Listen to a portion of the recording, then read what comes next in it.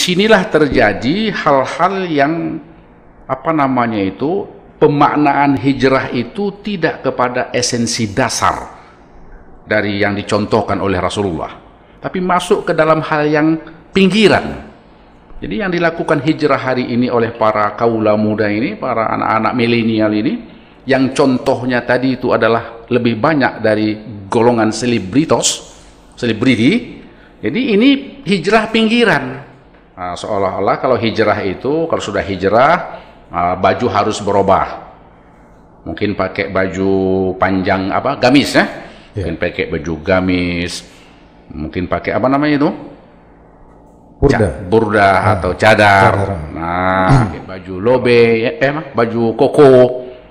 Nah, saya pikir tidak salah. Tetapi hijrah yang seperti ini adalah pinggiran ini. Nilai-nilai hijrah yang pinggiran yang sesungguhnya tidak signifikan, terlalu signifikan dalam sebuah perubahan kehidupan bermasyarakat.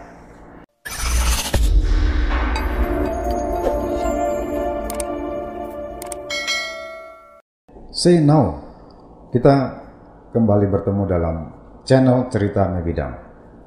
Salam generasi Mebidang. Bersama saya Dadang Darmawan, Pasar Ibu. Pada kesempatan hari ini kita akan membahas satu topik yang sungguh sangat menarik. Mudah-mudahan generasi Mebidang semua dapat menikmati dialog kita pada hari ini, yaitu tentang hijrah dalam pandangan Islam transitif. Dalam kesempatan hari ini kita bertemu dengan narasumber kita yang sudah tidak asing lagi di kota Medan. Beliau adalah pencetus dari Islam transitif, satu upaya untuk mendedikasikan apa sesungguhnya yang bisa dilakukan dengan makna Islam transitif dalam kehidupan umat di Indonesia bahkan di dunia. Bersama saya hari ini hadir adalah Dr. Ansari Yamamah, dosen dan pemerhati masalah peradaban dan pekerja, sekaligus pekerja peradaban. Assalamualaikum Bang Ansari Yamamah. Waalaikumsalam warahmatullahi wabarakatuh. Apa kabar Bang? Alhamdulillah, selalu kita wonderful lah. Alhamdulillah. Bagaimana aktivitas sosialisasi Islam transitif? Alhamdulillah, kalau kita lihat sudah maksimal kita lakukan insyaallah, tapi tentu akan terus berkembang ya. Kita akan lakukan terus, tidak hanya dalam konteks akademik, tapi insyaallah kita nanti mulai masuk ke gerakan-gerakan sosial bermasyarakat, berbangsa dan bernegara insyaallah. Wah, saya kalau udah dengar kata-kata gerakan sosial itu berdebar jantung kita punya ini.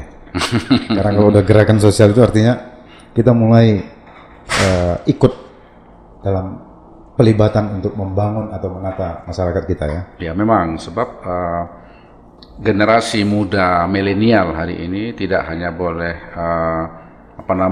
asik dengan alat-alat gadget ini ya kan, HP dan lain sebagainya, tetapi harus terjun langsung ke titik-titik persoalan-persoalan yang dihadapi oleh masyarakat. Misalnya kalau dalam perkotaan itu ada masyarakat yang mungkin terpinggirkan, masyarakat yang mungkin dalam tanda kutip belum mampu atau di bawah garis kemiskinan dan lain-lain. Nah, ini masyarakat generasi milenial tak boleh alpa, ini harus langsung melihat, observasi dan memikirkan apa langkah-langkah konkret untuk membantu mencerdaskan dan katakanlah membuat umat masyarakat lebih sejahtera. Itu insyaallah. Amin. Hari ini Bang kita bahas tentang hijrah. Kita tahu hijrah dalam perspektif historis adalah suatu pengalaman spiritual dan sekaligus pengalaman faktual yang dialami pada zaman Rasulullah Sallallahu alaihi pada wasallam. ketika itu kurang lebih 1400 tahun yang silam. Tepatnya 622 Masehi. Iya, 622 Masehi. Dan itu menjadi sesuatu yang mengubah jalannya sejarah peradaban di muka bumi.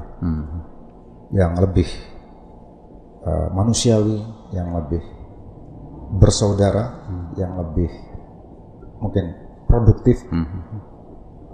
Namun demikian tafsir tentang hijrah akhirnya tak bisa dielakkan. Tentu banyak orang yang sekarang membangun, bahkan mengembangkan apa itu hijrah. Kita lihat di berbagai kota-kota besar, Jakarta, Bandung, Semarang, Makassar, tidak terkecuali kota Medan kita ini, sudah banyak kelompok-kelompok yang menamakan hijrah. Dan hari ini bertepatan dengan 1 Muharram, tahun baru hijrah yang diperingati umat Islam, yang dikatakan sebagai salah satu momentum besar. Bagaimana menurut Bang Ansari Yamamah sebagai orang di garda depan dalam mensosialisasikan, menanamkan apa yang dimaksud dengan Islam transitif dalam melihat kontekstualisasi hijrah itu di tahun-tahun terakhir ini yang sering kita saksikan belakangan ini. Gimana kira-kira? Baik, terima kasih my brother Dadang Darmawan Pasaribu dan tim cerita Mebidang. Alhamdulillah, untuk kita melihat konsep ataupun praktik hijrah hari ini, kita harus melihat kembali dulu sejarah bagaimana yang diantarkan oleh Ketua Dadang tadi. Dalam sebuah buku, L. Stoddard menulis The Rising Tide of Colors, bangkitnya bangsa-bangsa berwarna. Jadi ini apa yang dilakukan Nabi dan para sahabat, ini di luar perhitungan ini. Jadi kata L. Stoddard itu, Nabi Muhammad itu dia bilang dia merubah misiu padang pasir itu dan dia ledakkan dari Madinah dan membakar tidak hanya seluruh Timur Tengah, tapi membakar sebahagian besar di muka bumi ini. Ini terkait dengan peristiwa hijriah. Jadi, peristiwa hijrah itu sesungguhnya adalah merupakan starting point yang dilakukan oleh Rasulullah dan para sahabat untuk melakukan berbagai perubahan-perubahan di dalam konteks tentu saja beribadah, itu number one, dalam konteks bermasyarakat, berbangsa, tentunya dalam konteks Indonesia bernegara. Jadi yang perlu digarisbawahi sesungguhnya inti dari hijrah itu salah satunya adalah perubahan. Perubahan.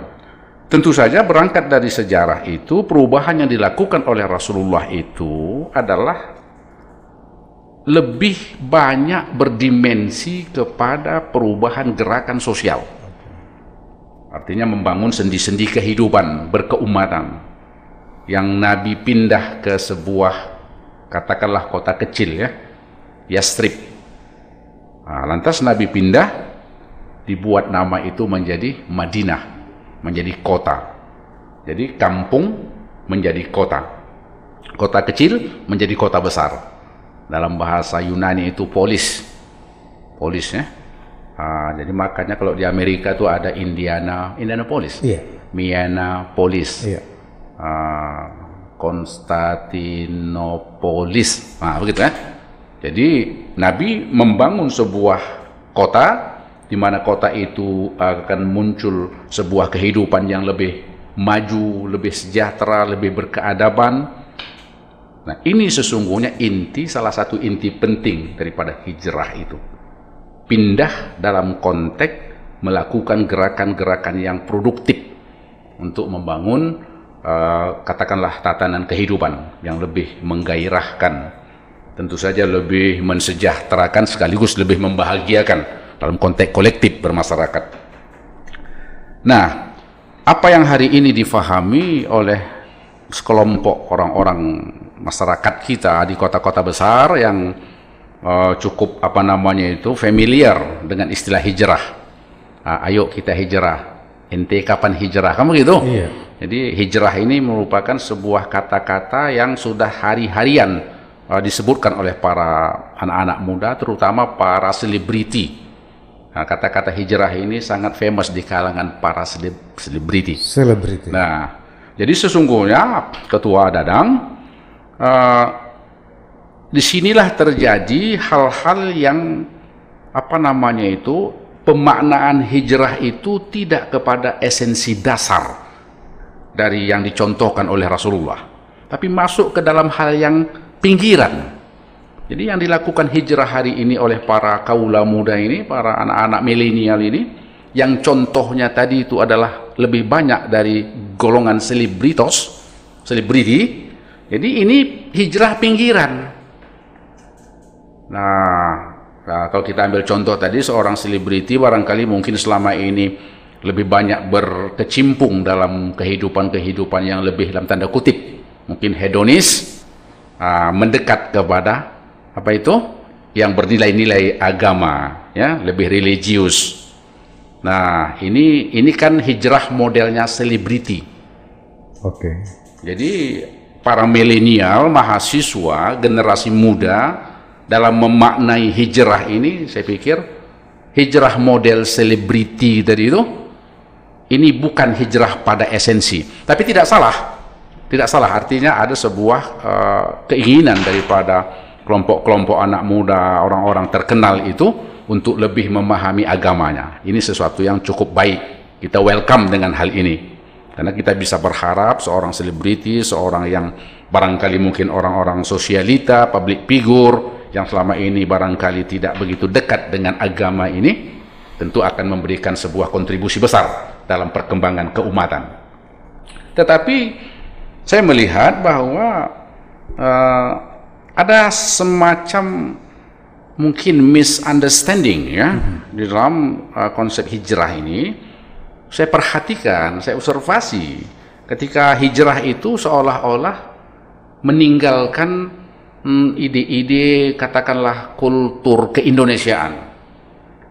Seolah-olah kalau hijrah itu, kalau sudah hijrah, baju harus berubah. Mungkin pakai baju panjang gamis, ya. Mungkin pakai baju gamis, mungkin pakai burda atau cadar. Nah, kalau yang laki-laki berlobe, jenggot pun dipanjangkan. Pakai baju jubah atau pakai baju lobe, baju koko. Nah, saya pikir tidak salah. Tetapi hijrah yang seperti ini adalah pinggiran ini. Nilai-nilai hijrah yang pinggiran yang sesungguhnya tidak signifikan, terlalu signifikan dalam sebuah perubahan kehidupan bermasyarakat. Bahkan kalau konsep ini difahami oleh milenial, oleh mahasiswa yang lebih, katakanlah lebih berpengetahuan, ini bisa juga berbahaya. Artinya apa? Seolah-olah hijrah itu, seolah-olah beragama itu nanti tergambar harus bermodel, bergaya, bernuansa Middle Eastern culture. Nah, ini barangkali saya pikir perlu untuk kita tinjau kembali. Jadi hijrah yang dikedepankan, yang difahami oleh generasi milenial hari ini, saya garis bawahi, bukanlah esensi daripada praktek ataupun ajaran ataupun makna daripada hijrah itu. Memang betul, Ibnu Qayyim mengatakan juga hijrah itu juga ada persoalan hijrah batin. Tetapi hijrah batin itu tidaklah mesti serta-merta merubah secara total tampilan fisikal, tetapi perubahan itu lebih kepada adab, lebih kepada sikap, lebih kepada semangat yang lebih terbuka, lebih arif. Ini kan anak-anak muda, aktivis politik kan terlalu terperangkap dengan gerakan-gerakan yang menyebabkan segregasi sosial. Jadi hijrah itu mungkin dalam konteks kebatinan itu lebih dekat kepada nilai-nilai yang baik dari Tuhan, dekat dengan nilai-nilai yang baik dari kehidupan local wisdom dan lain sebagainya. Baik, luar biasa ini, Bang Ansari. Ini halwa telinga namanya ya kan. Tapi kalau kita tangkap dari penjelasan tadi, artinya ada pergeseran makna tentang hijrah. Sebagaimana yang dipraktikkan hari ini. Kira-kira sebetulnya kalaupun kita mau menjelaskan hijrah yang tepat, hijrah seperti apa yang bisa kita sampaikan kepada masyarakat? Apa hijrah itu sehingga prakteknya itu bisa dilakukan? Kalau tadi Ibnu Qayyim mengatakan hijrah itu baik fisik dan mental, pada prakteknya itu seperti apa, Bang Ansari? Baik, pertama tentu kita sarankan kepada anak-anak muda, milenial, generasi milenial, juga kepada para sosialita, para artis. Ini artis sosialita ini kan semacam tauladan ini ya. Yeah. Ini orang public figure ya. Jadi sebelum mau hijrah, coba dipelajari dulu. Apa itu hijrah? Apa nilai-nilai hijrah? Apa esensi hijrah? Apa tujuan hijrah? Nah, dipelajari lebih jauh supaya lebih paham kepada nilai yang lebih mendasar. Nah, sesungguhnya hijrah itu ya tentu pindah, itu kan pindah fisik. Nabi pindah hijrah dari Makkah ke Yastrib bersama sahabat-sahabat. Ini kan pindah namanya itu ya. Tapi sesungguhnya esensi daripada hijrah itu adalah melakukan perubahan. Okay. Nah, perubahan itu tentu tadi sebagaimana saya katakan perubahan sikap mental. Dari sikap yang barangkali tidak produktif menjadi produktif. Nah, ini dia. Dari yang selama ini kurang banyak membaca menjadi banyak membaca. Ini kan hijrah juga ini. Pindah sikap, pindah tata kehidupan, cara kehidupan. Jadi hijrah itu adalah salah satu esensi penting itu adalah berubah. Berubah ini tentu dari mulai pikiran sampai kepada activity. Kalau anak-anak muda, mahasiswa misalnya berubah cara belajar. Kalau dulu SKS itu kan sistem kebut semalam namanya ya. Yeah. Nah, maka itu tidak bisa lagi. Jadi berubah cara belajarnya. Cara belajarnya bagaimana? Kalau selama ini mahasiswa itu terperangkap dalam menghafal rumus-rumus, formula-formula, katakanlah fakultas hukum misalnya. Fakultas hukum ini kan sangat harus menghafal pasal A, pasal B, kan begitu kira-kira kan? Nah, maka ini harus ada perubahan. Mahasiswa hukum tidak hanya terperangkap dalam menghafal formula-formula misalnya, tetapi sudah mencoba bagaimana belajar yang lebih filosofis. Artinya belajar dengan menggunakan nalar pemikiran. Dengan nalar pemikiran itu dia tidak lagi menghafal saja, tetapi sudah bagaimana memprediksi. Memprediksi realitas, aktivitas, kejadian, bentuk kejahatan dan lain-lain yang terjadi di masyarakat, sehingga dia mulai bisa mengantisipasi. Lahirlah ide-ide, lahirlah pemikiran tentang hukum. Kalau ini terjadi, seperti apa nanti mengatasinya? Kan begitu? Yeah. Ini model hijrah. Ini tentu bagi pelajar misalnya. Tentulah ini disesuaikan dengan makam masing-masing. Artinya setiap orang itu punya masing-masing cara untuk melakukan perubahan. Tentu Ketua Dadang melakukan perubahan dengan katakanlah merekrut anak-anak milenial yang rajin, yang berwawasan, berkolaborasi, melakukan gerakan-gerakan perubahan, cerdaskan umat, bangsa. Nah, ini kan sebuah hijrah ini. Cara yang kita lakukan untuk melakukan perubahan. Jadi yang dilakukan oleh Nabi itu adalah melakukan perubahan. Nah, ini dia. Sama itu juga Imam Syafi'i pernah mengatakan. Ini kalau tadi hijrah tadi itu dalam konteks katakanlah cara belajar. Iya. Berubah ini bisa merubah kehidupan. Iya. Nah, kalau misalnya katakanlah seorang nelayan, Medan ini Belawan, Langkat, Inkamati Timur nelayan ini. Iya. Maka pemuda-pemuda nelayan itu, anak-anak nelayan yang mendengar acara kita ini harus hijrah ini. Seandainya memang kehidupan di kampung mana itu? Kampung Langkat. Langkat, Jaring Halus. Iya. Mana lagi? Pokoknya kampung nelayan itulah. Kalau di situ kampung itu kita sudah susah untuk berkembang. Dapat satu hari nelayan kan begitu. Hijrah aja. Kerja pagi, dapat sore habis. Maka dia harus hijrah.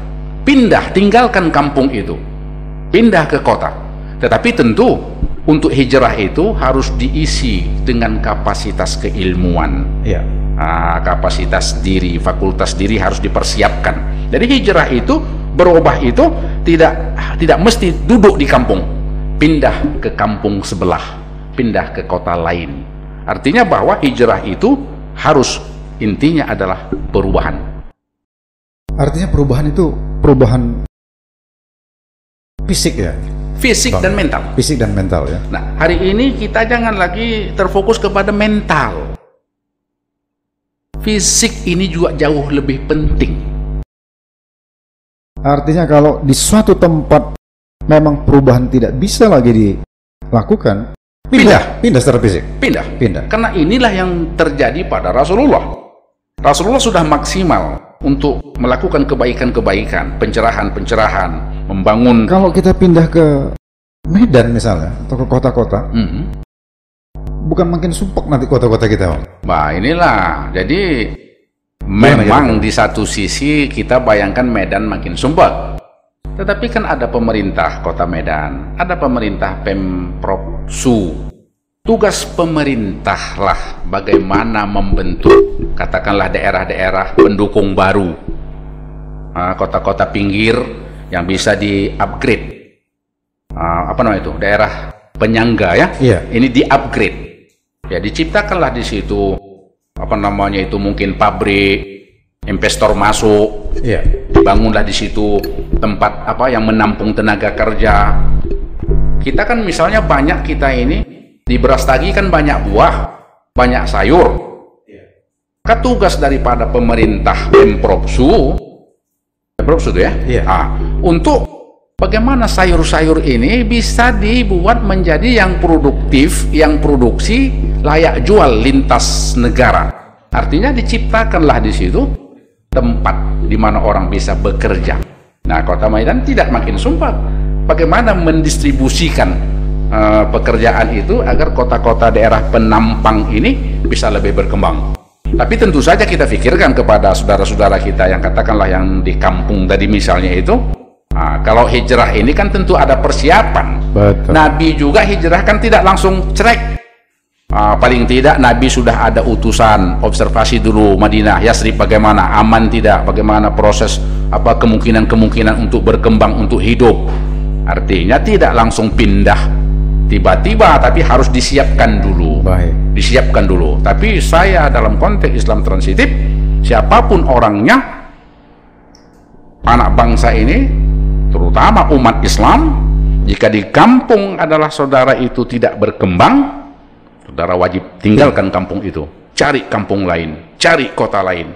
Tapi tentu siapkan dengan apa tadi itu? Semangat dan keilmuan. Ingat, Imam Syafi'i mengatakan, ketahuilah, hendaklah engkau pindah ke tempat lain, karena kata Imam Syafi'i, kayu cendana itu yang harum luar biasa itu hanya menjadi kayu bakar di tempatnya, di kampungnya. Artinya sekelas kayu cendana pun orang yang punya ilmu kalau tidak pindah dalam kondisi yang tertekan, susah hidup, maka dia akan selamanya menjadi kayu bakar, dan itu adalah perbuatan yang sia-sia. Maka sesungguhnya bagi saudara-saudara kita yang ada di kampung-kampung, pindahlah ke kota kalau memang di kampung itu kita tidak bisa lagi untuk bertahan hidup, apalagi mengembangkan hidup. Bang, tentu hijrah itu sendiri tidak akan semudah yang apa ya, tidak akan semudah yang abang sebut ya, kecuali memang ada banyak orang seperti Bang Ansari ini yang mereplikasi gagasan ini, pemaknaan ini, kemudian menyebarluaskannya kepada masyarakat. Apakah abang sendirian dalam memaknai ini kemudian menyebarkan, atau diperlukan juga satu gerakan sebetulnya untuk menyamakan pandangan ini, sehingga betul-betul hijrah itu yang saya tangkap tadi itu akan mengubah peradaban suatu bangsa, dan mungkin itu juga akan bermakna bagi dunia kita secara keseluruhan. Kira-kira gimana, Bang? Ya, memang bahwa gerakan perubahan ini ya secara individual tentu dampaknya individual. Benar. Lebih banyak seperti itu. Tetapi yang kita inginkan sesungguhnya adalah perubahan yang bersifat kolektif. Artinya kita bisa melakukan perubahan dalam konteks yang berkolaborasi, bekerja sama dengan berbagai bidang, tim. Jadi tidak hanya kita, tentulah saya dengan ide Islam transitif ini sudah katakanlah menjalin berbagai kawan ya, teman-teman ya, termasuk Ketua Dadang ini kan sudah teman kita ini untuk menghalu-halukan Islam transitif dalam rangka melakukan perubahan itu. Tentu memang sebuah ide dan gagasan itu dia harus ada semacam kendaraannya ya, pesawatnya, supaya ide itu bisa bergerak melakukan perubahan. Jadi kalau saya sendiri dalam konteks tim Islam transitif ini, kita sudah punya tim kecil, dan juga dalam waktu dekat insya Allah kita akan launching lembaga, kita sebut dengan Transitive Learning Society, artinya masyarakat terpelajar yang bergerak. Ada masyarakat terpelajar tapi tak bergerak. Jadi kita ingin masyarakat terpelajar yang bergerak. Kenapa masyarakat terpelajar? Karena masyarakat terpelajar ini adalah para pemikir. Dunia ini dibangun oleh para pemikir. Number one itu pemikir. Baru para elit, baru orang-orang suci, baru para kesatria. Jadi kita bergerak dalam membangun, melahirkan para pemikir-pemikir. Insya Allah mereka menjadi penemu, penemu gagasan, penemu konsep, agar konsep itu dapat dibuat dalam hal-hal yang produktif, barang-barang yang bisa memenuhi kebutuhan hajat peradaban manusia. Nah, saudara-saudara, Ketua Dadang, perlu saya tekankan kembali sedikit lagi. Mari kita contoh. Masyarakat yang tinggal ataupun masyarakat yang tidak suka pindah, tidak suka hijrah, ini adalah masyarakat yang bisa menjadi tidak berkembang. Tapi masyarakat yang suka pindah, meninggalkan kampung halaman, kemana-mana, tidak hanya ke Medan, ke Jakarta, Chicago, New York, Arab Saudi, Singapura, seluruh dunia harus dirambah. Inilah orang-orang yang maju. Kenapa? Karena kalau pindah itu dia petarung. Bagaimana dia mau pindah kalau dia tidak menjadi petarung? Nah, semangat petarung itulah yang diajarkan oleh Al-Quranul Karim. Jadi, Nabi itu petarung. Nah, jadi hari ini generasi muda umat Islam, masyarakat bangsa Indonesia ini harus menjadi petarung. Kalau dalam Al-Quran itu, ya ayyuhalladzina amanusbiru wasabiru warabitu. 2 kali ayat sabar itu apa? Kata-kata sabar berdekatan. Orang-orang beriman, sabarlah kalian. Wasabiru, perkuatlah kesabaran itu. Jatuh, bangun, jatuh, bangun, jatuh, bangun, berubah terus. Ada kekuatan batin, semangat untuk berubah, menjadi petarung. Warabitu itu maksudnya persiapkanlah persenjataan kalian untuk mengamankan teritorial dan eksistensi kalian. Hari ini tidak pula pakai parang atau pakai kampak. Siapkan dengan ilmu pengetahuan, sains dan teknologi. Itulah senjata. Itulah senjata hari ini. Inilah yang membuat bangsa kita ini tertinggal. Saya bangga sekali dengan Pak Jokowi. Kemarin pidato beliau itu, Indonesia periode ini harus ekspor paling tidak setengah jadi itu barang, bukan lagi barang mentah. Oke. Ini perubahan. Itu perubahan. Ini perubahan. Artinya perubahan dari barang mentah menjadi barang setengah jadi. Harapan kita Indonesia itu berubah dalam konteks hijrah adalah memproduksi, mengekspor barang yang sudah ready for use, bukan lagi barang setengah jadi. Nah, ini perubahan ini. Tentu saja perubahan ini tidak bisa individual, kolektif. Baik. Termasuk merubah Mebidang ini. Mebidang ya? Medan, Binjai, Deli Serdang. Nah, merubah kota Medan, Binjai, Deli Serdang ini tidak bisa departemen, bukan dinas ya. Tak bisa itu satu-satu. Harus kolektif, berkolaborasi. Betul. Jangan, makanya jalan itu, kalau kita lihat jalan di kota Medan ini, hari ini dibetuli pasang apa? Pasang bagian saluran air, limbah kah, apakah, tutup. Sebulan ke depan, buka. Pasang tali apa? Kabel apa? Kabel listrik kah, kabel telkom kah, tutup. Nah, besok pasang air bersih. Jadi 3 kali tambal sulam itu pasar itu, jalan itu. Nah, ini kan tidak ada kolaborasi. Jadi perubahan yang dilakukan itu tidak efektif, tidak efisien. Nah, makanya perubahan yang dibuat oleh Nabi hijrah tadi itu sudah dirancang kian. Nabi sudah apalah namanya itu, ada preliminary study. Itu dia. Jadi Nabi itu sebelum hijrah sudah ada observasi khusus. Bukan hanya pengantar. Bukan hanya perguruan tinggi itu ya? Bukan hanya perguruan tinggi. Nabi 1400 tahun yang silam itu sudah dilakukan ya? Dilakukan oleh Nabi. Nabi tinjau dulu melalui utusannya bagaimana situasi. Pelajari dulu bagaimana di sana. Nah, begitulah melakukan perubahan itu harus secara kolektif. Oke, Bang. Ini mungkin kita lebih menohok lagi. Selalu saja kalau perubahan itu dimaknai dalam kacamata Islam,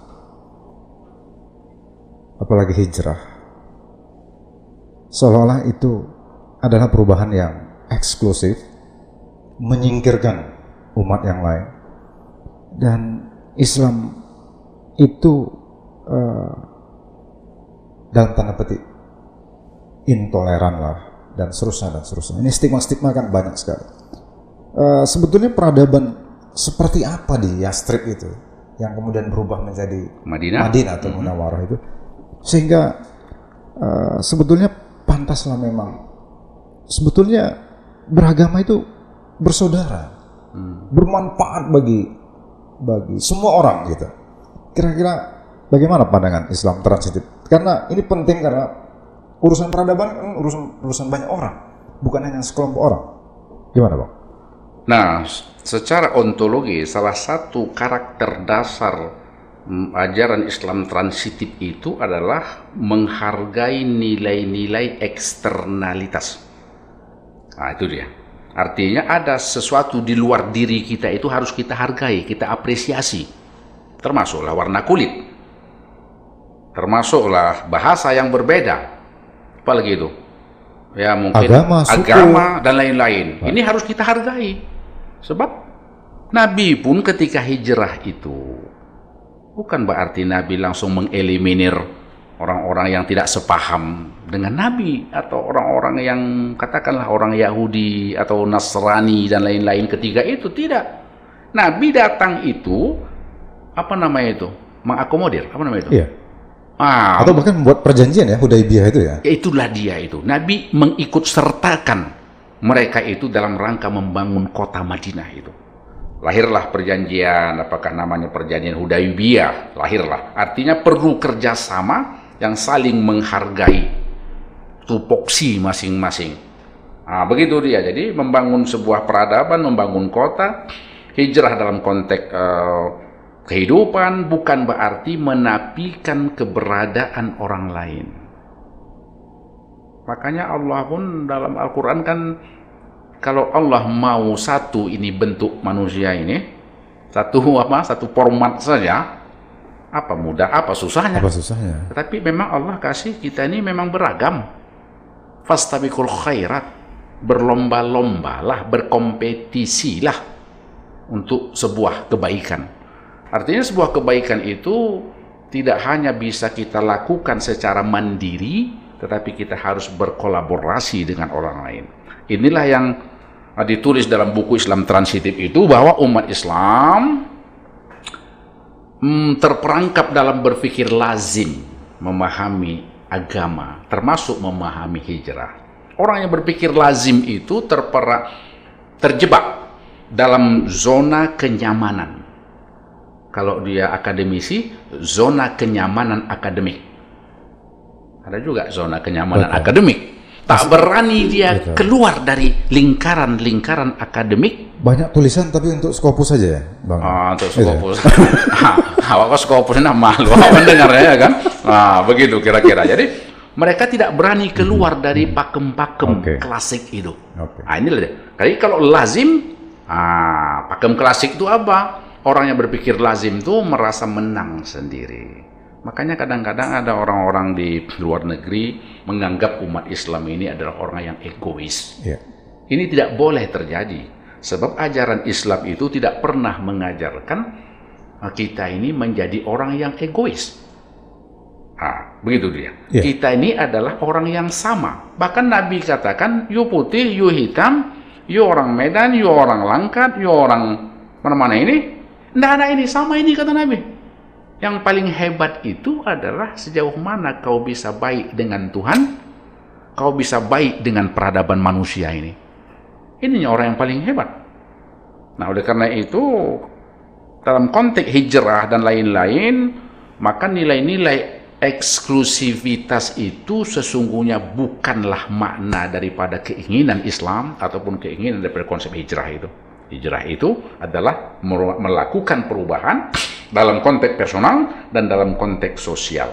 Dalam konteks sosial ini kita harus melibatkan berbagai segmen lah, berbagai orang lain lah. Tidak bisa kita lakukan perubahan itu sendiri. Baik, luar biasa. Generasi Mebidang, kalau kita lihat hijrah memang adalah satu momentum yang luar biasa. Karena itu hijrah itu selalu dikatakan upaya untuk membangun satu sistem yang bisa menampung semua berbagai soal dan memecahkan masalah. Karena itu hijrah akhirnya justru dijadikan sebagai tahun penanggalan bagi umat Islam. Bukan pada kelahiran Nabi, tapi begitulah pentingnya. Nanti kita kupas. Kita langsung saja tanya pada Bang Ansari, gimana itu Bang? Kan hijrah itu ternyata jadi karena dia momentum yang luar biasa dalam meletakkan sendi-sendi peradaban, peradaban dunia. Islam itu menjadi sesuatu yang egaliter, bersaudara, membangun. Kalau nggak salah ya, dengan hijrah itu kan membebaskan perbudakan dari banyak bangsa-bangsa di muka bumi ini, sehingga semuanya menerima manusia sebagai fitrahnya. Nah, saking pentingnya, kalau nggak salah pada masa Umar ibn Khattab ditetapkanlah hijrah itu sebagai penanggalan kita. Gimana tuh Bang? Baik, jadi memang jadi hijrah tadi itu salah satunya adalah berubah, ya. Berubah dari yang tidak baik menjadi baik, dari kekerasan menjadi kesantunan, dari ketertutupan menjadi terbuka, dari tidak produktif menjadi produktif. Ini kan berubah semua ini. Dari tidak beradab bahkan menjadi beradab. Politik yang keras, yang kejam, yang menutup kebebasan berpikir menjadi terbuka. Inilah reformasi. Kan perubahan ini. Iya. Cuman reformasi jangan kebablasan. Nah, itu tidak baik juga ya. Bukan berarti kita bebas 100%, mi'ah bil mi'ah. Ada hak-hak lain juga yang mengkoridor kebebasan kita itu.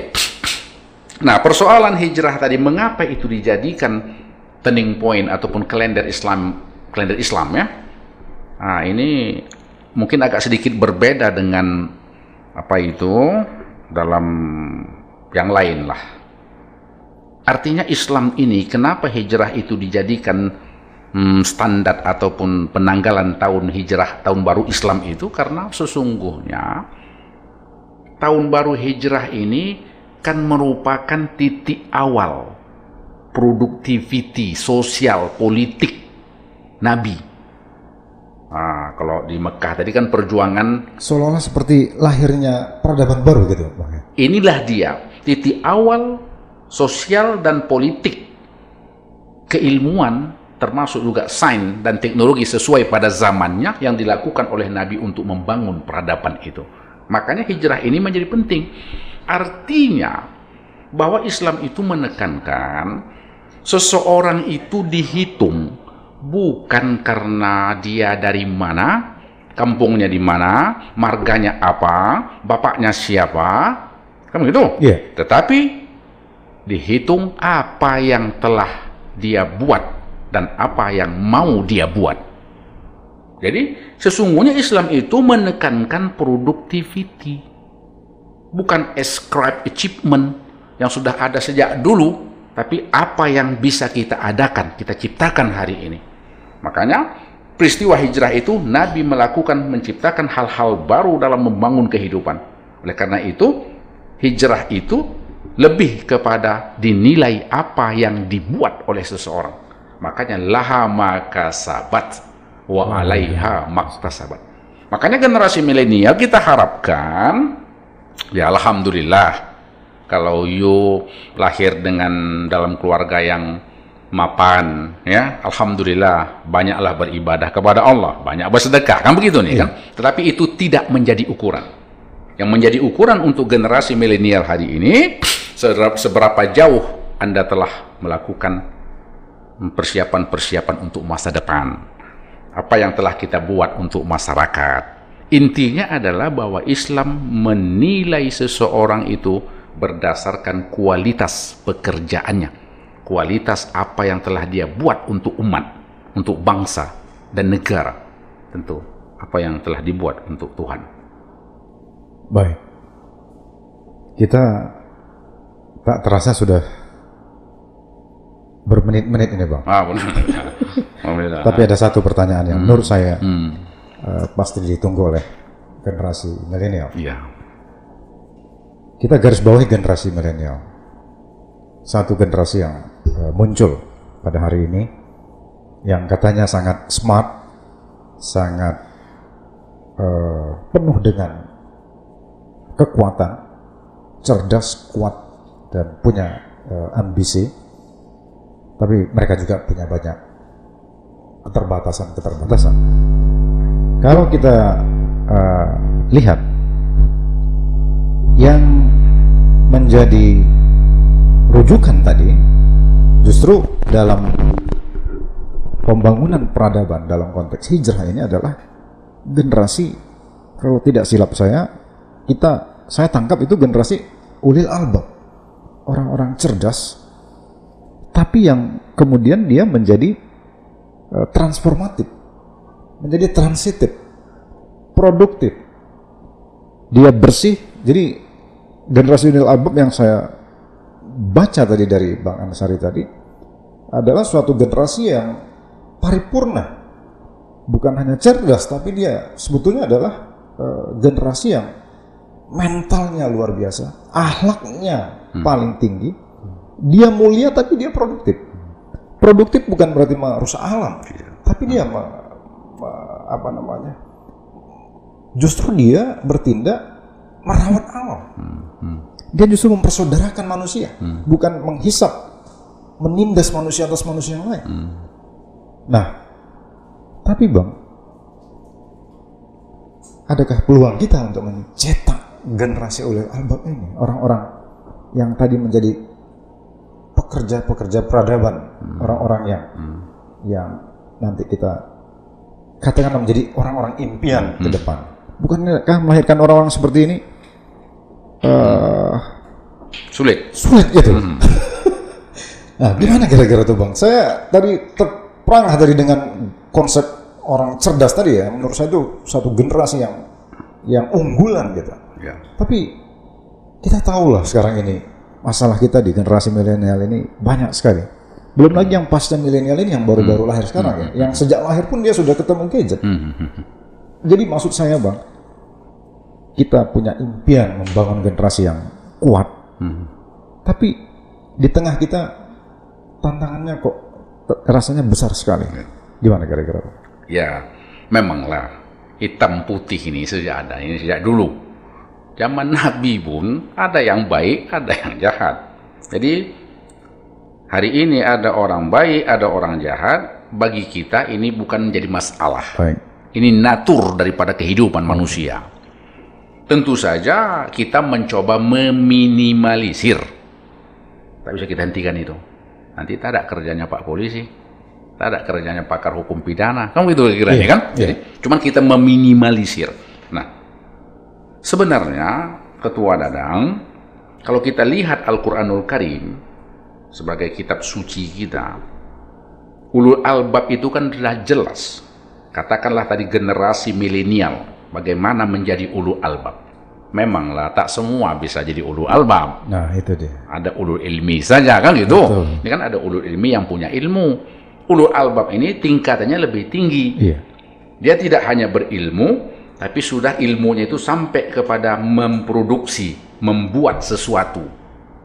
Indonesia ini perlu ulul albab. Kalaupun sarjana, perlu sarjana yang ulul albab. Bagaimana cara untuk menjadi ulul albab? Nah, itu dia. Mari kita rujuk Al-Quranul Karim. Oke. Pertama di ayat itu disebutkan, A'udzubillahi minasyaitonirrajim, inna fi khalqis samawati wal ardh wa ikhtilafil laili wan nahari laayatil liulil albab. Sesungguhnya apa ini? Kejadian langit dan bumi seluruh isi alam ini ayatil liulil albab. Tanda-tanda yang patut bagi ulul albab. Ma huwa ulul albab? Who is the ulul albab? Ya. Alladzina yadhkuruna Allaha qiyaman wa qu'udan wa 'ala junubihim. Satu apa? Satu napas itu ya? Satu napas. Oke. Itulah orang-orang yang tadi mau berpikir dengan ilmu tadi itu. Ilmu pun apapun saja ilmunya ya, termasuk ilmu macam-macam lah, yang baik-baik itu ya. Iya. Dia berzikir.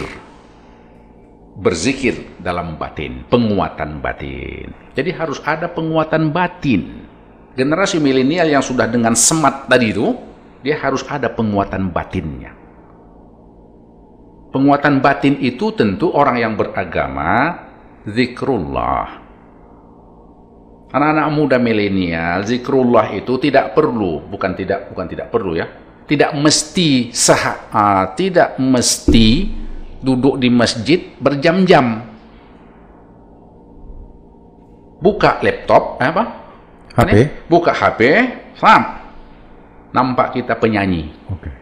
Siapa yang kita nampak? Katakanlah, ya kalau saya kan orang kampung suka Rhoma Irama. Kan begitu nih, misal nih ya. Iya. Rhoma Irama.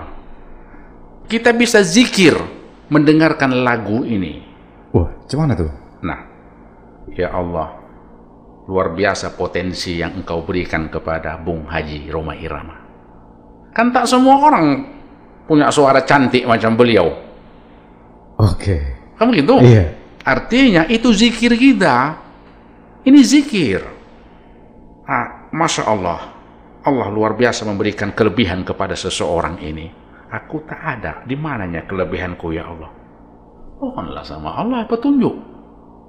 Itu zikir namanya itu. Tidak mesti berjam-jam duduk di masjid kalau malas ke masjid.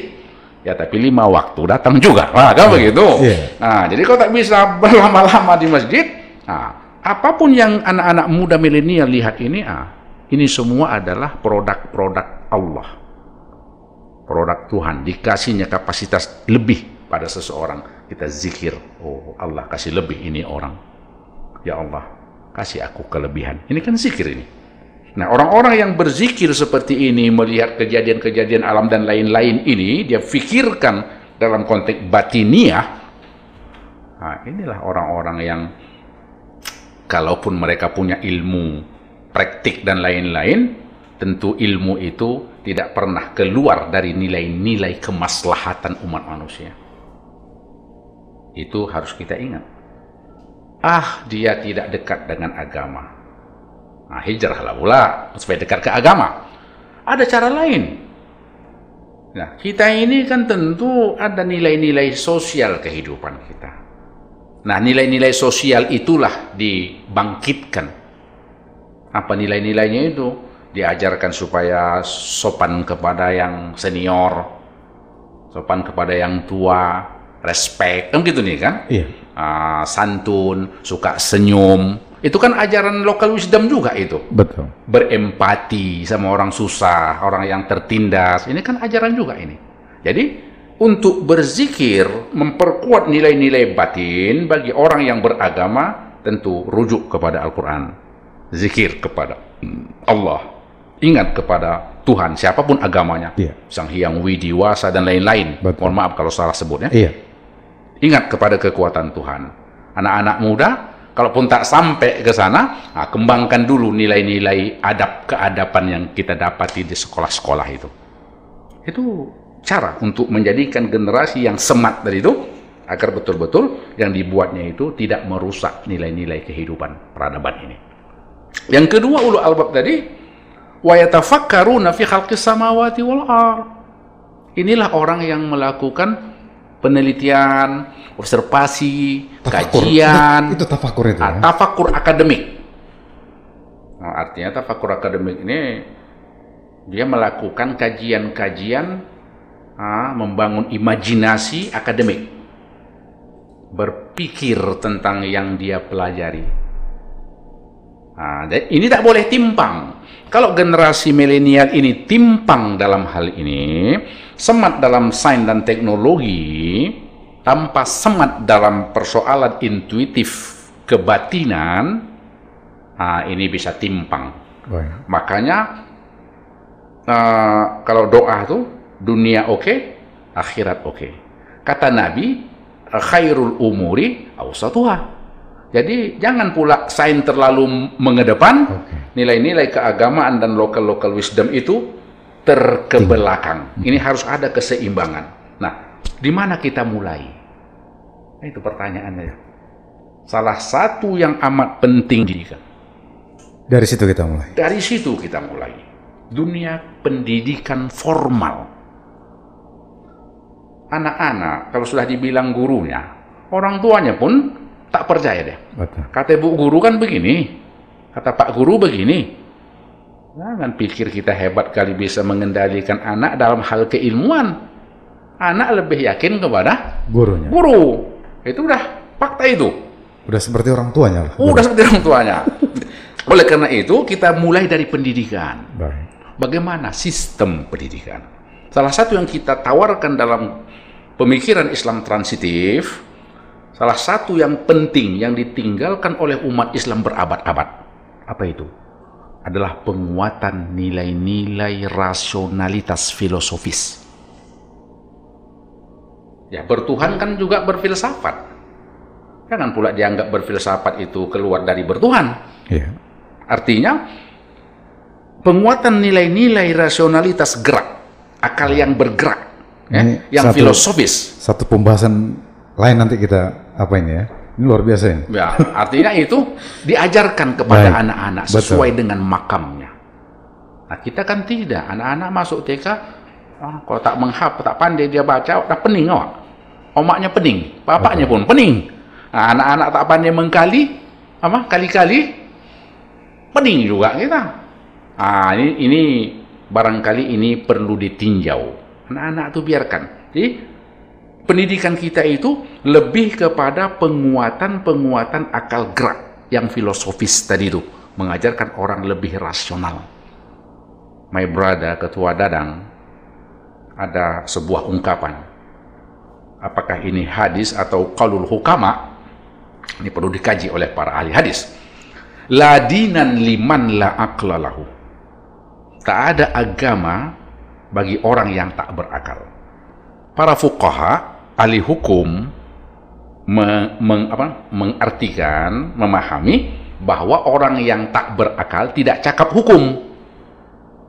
Nah, kalau itu apa perlunya Nabi bercakap? Kamu gitu nih? Yeah. Nah, dalam perspektif Islam transitif yang lebih luas, bahwa kehidupan ini, agama ini, bangsa ini hanya bisa dibangun dengan cara memaksimalkan akal. Rasio tadi itu. Rasio. Oleh karena itu pendidikan itu yang dibangun adalah bukan kekuatan ingatan, apa namanya? Hafalan. Ya. Tetapi kekuatan kita untuk menganalisis. Menganalisis. Jadi anak-anak kita ajarkan menganalisis, tapi sesuai dengan taraf level pendidikannya. Inilah salah satu yang patut kita pikirkan, kita tawarkan juga kepada Bapak Nadiem Makarim. Kan begitu? Iya. Artinya Islam transitif siap memberikan kontribusi bagaimana bentuk pendidikan yang kita harapkan dalam rangka melahirkan ulul albab tadi itu. Generasi penemu, bukan generasi pemakai. Itu dia. Generasi penemu, bukan generasi pemakai. Selagi generasi milenial orang Indonesia ini, generasi yang sekarang ini hanya memakai, selama itu bangsa ini tidak akan pernah keluar dari berbagai ketertinggalannya. Tapi kalau kita ciptakan generasi penemu, oke lah, 100 orang 10 penemu, yang lain tidak masalah. Kalau tidak, 10-nya jadi pemakai, bukan penemu. Luar biasa. Baik, Bang Ansari, kita ingin berlanjut, tapi waktu juga lah yang akan membatasi pembahasan kita ini. Tapi kita yakin generasi milenial, generasi Mebidang, setidaknya cukup untuk menangkap esensi tentang hijrah dan perubahan peradaban yang sebetulnya menjadi esensi dari tahun baru hijrah yang sedang kita peringati hari ini. Mudah-mudahan ini menjadi bekal bagi generasi Mebidang, generasi muda kita pada hari ini, Bang Ansari. Ya, kita harapkan mereka maulah berpikir walau sedikit. Iya. Mau berpikir walaupun sedikit. Betul. Itu dia. Mungkin ada closing statement dari Bang Ansari kepada teman-teman generasi Mebidang agar mereka mudah-mudahan menjadi ulul albab tadi itu, Bang. Ya. Ya baik, terima kasih Ketua Dadang. Ya harapan kita adalah bahwa anak-anak Mebidang ini, generasi Mebidang ini, pertama tanamkanlah dalam diri kita itu bahwa hidup ini adalah perubahan. Itu satu. Dan kita harus berubah. Berubah dari yang tidak baik atau kurang baik menjadi lebih baik. Berubah dari situasi yang sulit mencari situasi yang lebih longgar, lebih menyenangkan, lebih membahagiakan. Keluar dari hidup susah, miskin, berupaya kita untuk menjadi orang yang kaya. Tapi tentu jangan lupa yang pertama adalah perkuat akal insaniah kita, perkuat literasi keilmuan kita, banyaklah membaca. Yang kedua, perkuatlah keadaban kita sebagai anak bangsa, menghormati orang lain, menyayangi, berempati, banyak bersedekah, banyak memberi. Karena kalau kita banyak memberi, Allah kasih banyak lagi rezeki. Begitu kira-kira. Jadi jadilah kita orang yang visioner. Kalau sifat Nabi itu adalah fatanah. Fatanah itu bukan hanya cerdas, tapi juga adalah visioner. Visioner itu artinya kita sudah memikirkan masa depan kita 10, 20, 30, 50 tahun ke depan. Kita ini mau jadi apa ke depan. Insyaallah kalau kita mau berpikir seperti itu, kita sisihkan waktu kita untuk berpikir, insyaallah pintu-pintu perubahan itu pasti akan dibukakan. Baik itu dibuka oleh manusia maupun dibukakan oleh Allah Tuhan yang Maha Esa. Itu barangkali Ketua Dadang. Terima kasih. Amin. Bang, terima kasih atas kehadiran di Alhamdulillah channel Cerita Mebidang pada hari ini. Mudah-mudahan kita bisa ketemu kembali dalam episode selanjutnya. Ya, mohon maaf juga kalau ada hal-hal yang kurang pas dan Siap. kurang adab. Baik. Insyaallah. Baik, generasi Mebidang, demikian dialog kita pada hari ini. Tentu kita akan terus, sebagaimana pesan Bang Ansari tadi, mengembangkan literasi. Mudah-mudahan kita menjadi generasi ulil albab, orang yang mulia namun produktif, orang yang cerdas namun bijaksana, Dan mudah-mudahan kita semua mendapati itu di dalam diri kita, tentu saja dengan belajar, dan belajar. Demikian perbincangan kita pada hari ini. Nantikan kami di channel Cerita Membidang selanjutnya. Kembali kami sampaikan salam pada generasi Membidang. Salam generasi Membidang.